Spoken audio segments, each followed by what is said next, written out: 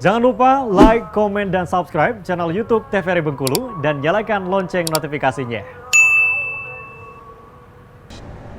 Balik lagi di Opini Obrolan Pagi ini. Pemirsa, masih dengan tema yang sama, yaitu guru berprestasi, dan masih bersama dengan Bapak Jaka. Bapak, kita lanjutkan lagi. Baik, ya. ya. Tadi sudah dibahas mengenai ya sistem mengajar sekarang sudah berbeda ya Pak ya, karena memang harus menyesuaikan zaman. Betul. Sebenarnya dampak yang positif nih, bahwasannya sekarang teknologi sudah canggih, semuanya sudah dikemas dengan semakin menarik. Betul. Ya Pak ya. Tapi dengan kemajuan ini terdapat permasalahan ternyata Pak. Betul.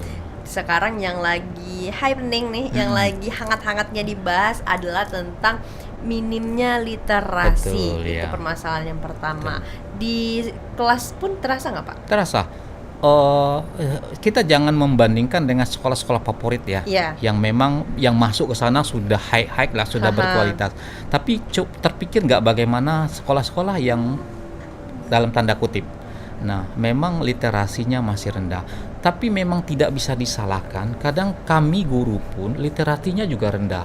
Nah, jadi kalau menurut saya sekarang peran guru, kalau mau bagaimana literasi numerasi di sekolah meningkat, maka gurunya dulu harus membudayakan itu, membudayakan literasi itu. Nah, melalui program-program banyak, perpustakaan yang tempatnya pusat informasi literasi harus berinovasi agar siswa mau ke sana. Ada program-program di pagi atau wajib baca dulu atau bagaimana. Nah, itu berbagai upaya yang dilakukan untuk meningkatkan literasi di sekolah. Nah, kemampuan literasi siswa akan terbaca pada rapot mutu sekolah. Banyak sekolah yang rapot mutunya literasi numerasinya masih merah.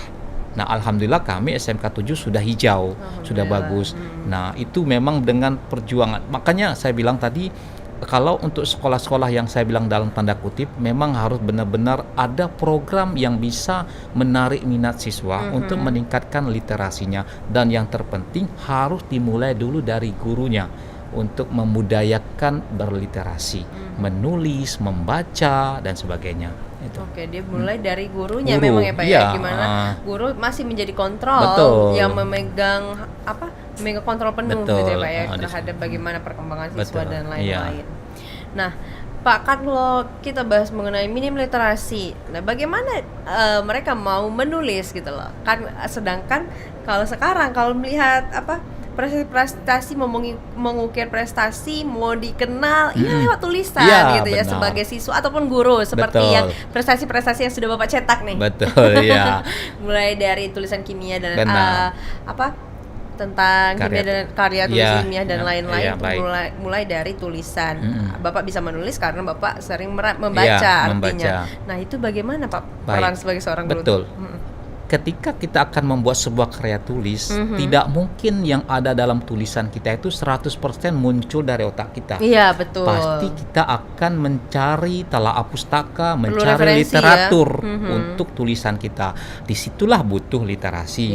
Namun yang perlu digarisbawahi adalah ketika kita mencari literatur orang, kita harus jujur mengakuinya di daftar pustaka agar konsep ilmiahnya dapat. Nah, itu ATM, amati, tiru, modifikasi gitu kan. Nah, yang banyak ini dia melihat tapi tidak dituliskan daftar pustaka, plagiat jatuhnya. Nah, jadi begitupun di siswa. Siswa sekarang mau yang dia mau kerja atau mau kuliah, literasi itu penting loh. Contoh kami siswa perhotelan. Bagaimana kalau literasinya rendah, anak perhotelan bekerja di housekeeping.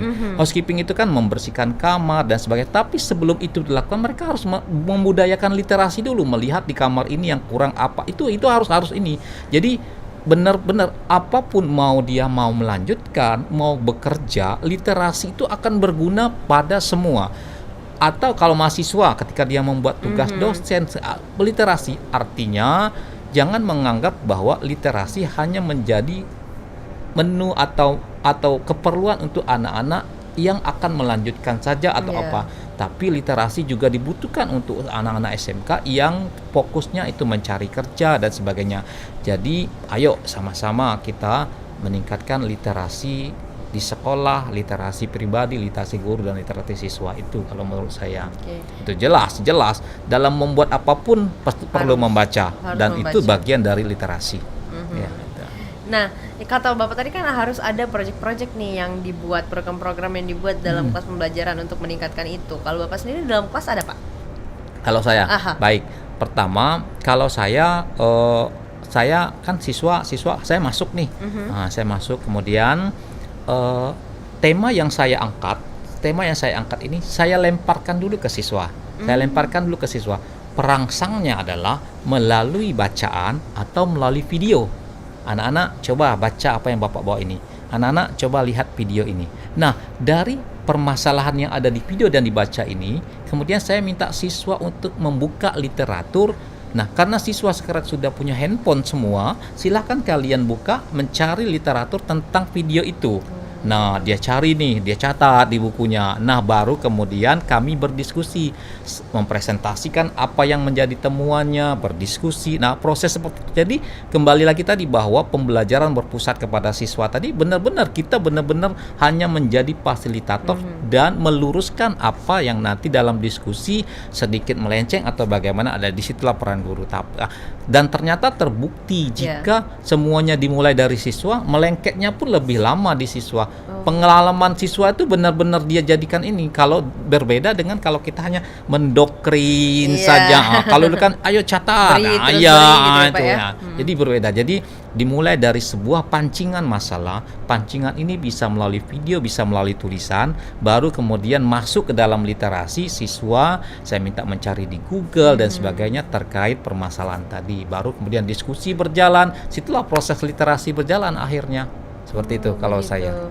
Jadi memang pancingannya menarik juga ya, Pak ya. Makanya saya boleh dibilang siswa tuh menanti-nanti kehadiran guru yang punya metode-metode yang menarik gitu. Nah, walaupun mata pelajarannya mungkin bagi siswa tidak senang awalnya gitu kan, tapi karena kita mengemasnya dengan menarik, akhirnya siswa senang itu. Iya, benar.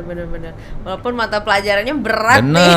Iya. Apalagi kalau jam-jam siang ya, Pak. Ya, jam-jam siang. Itu harus benar-benar kita kasih ice breaking dulu gitu kan, supaya semangat lagi. Nah, itu. Ada pajakan nih, disambut begitu ya, Pak ya. Jadi udah tahu, lihat saya keluar dari kantor langsung mereka tuh bukan takut loh. Beda loh kalau siswa yang takut, tapi mereka akhirnya benar-benar membutuhkan. Itu betul. Dan akhirnya kedatangan dinanti biasanya guru seperti itu. Beda dengan kalau takut ya, Pak. Iya, kalau takut. Ada itu langsung berlari ngumpet. Akhirnya kan nggak masuk pelajaran. Kita harus benar-benar menciptakan suasana. Makanya sekarang ada gerakan sekolah menyenangkan itu. Ada gerakannya? Iya, ada gerakan sekolah menyenangkan. Bagaimana siswa tuh betah. Siswa tuh baru mau pulang setelah kita usir. Banyak kejadian itu. Jadi dia betah di sekolah. Tapi ini kan benar-benar harus dipikirkan fasilitasnya, internetnya dan sebagainya itu.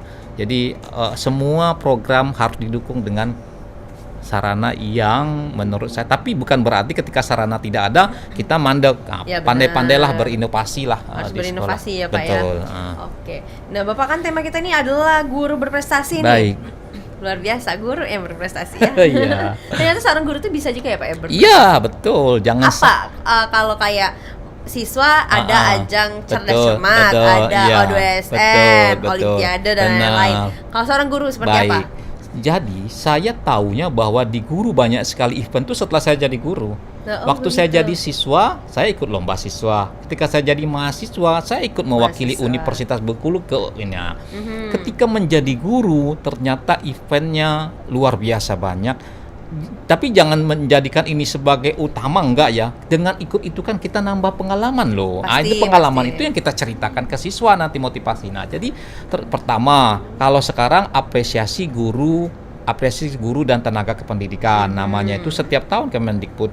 Ada satu lagi yang dari International Toray Shine Foundation, sebuah organisasi Jepang yang berada di Jakarta yang memberikan dana 25 juta rupiah kepada guru IPA baik SMP maupun SMK SMA yang mengirimkan inovasinya dalam pembelajaran 10 lembar hanya. Nah, diseleksi kemudian diundang ke Jakarta, wawancara, cash 25 juta tanpa potong pajak. Saya sudah dapat dan saya seumur hidup tidak boleh ikut lagi. Jadi satu kali udah? Ya, ada yang seperti itu, ada yang boleh terus ya. Nah, tapi khusus yang ITSF ini cukup. Tugas saya selanjutnya adalah mensosialisasikannya kepada guru-guru lain. Ibarat mendampingi ya, gitu ya. Alhamdulillah sudah banyak di Bengkulu yang dapat itu. Nah, jadi banyak sekali event-event Olimpiade Sains guru. Oh, ada, Pak? Ada. Jadi jangan dipikir Olimpiade Sains itu hanya untuk siswa. Iya, Guru pun ada, cuman memang semenjak Covid kami guru sekarang sedang menunggu bangkit lagi event-event itu. Ada guru berprestasi yang seleksinya mulai dari kabupaten, kota, provinsi, baru ke nasional. Ada seperti. Jadi nah, terlepas dari ada tidaknya event, kalau menurut saya ya, kan kalau khawatirnya nanti kalau nggak ada event guru nggak mau berinovasi, kan salah juga. Ya, jadi kalau menurut saya bukan itu utamanya, itu efek, itu sampingan. Yang penting kan dengan inovasi kita bisa menciptakan pembelajaran yang menarik dan menyenangkan dalam kelas kita. Ketika itu terjadi, otomatis aktivitas, prestasi dan motivasi belajar siswa meningkat. Kan kalau itu terjadi, otomatis kan pembelajaran kita berhasil. Nah, maka inovasi yang dilakukan oleh guru untuk ikut lomba itu hanya untuk tambahan, tapi yang terpenting adalah sebagai wujud dedikasi guru menciptakan pembelajaran di kelasnya yang menarik, yang bisa masuk kepada siswa. Jadi kalau kita berbicara tentang event, alhamdulillah kalau ada, tapi kalau tidak ada, karena jadi suka atau tidak suka, guru harus selalu berinovasi. Nah, berinovasi jangan selalu berpikir dengan alat-alat yang canggih, tidak. Saya ikut event berinovasi selalu menggunakan media-media kardus. Alhamdulillah Jepang pun menghargai itu. Okay. Nah, jadi itu. Bagaimana itu prosesnya? Kita bahas nanti ya Bapak ya. Sekarang kita jeda dulu. Untuk pemirsa jangan kemana-mana, tetaplah bersama kami di Opini Obrolan Pagi ini.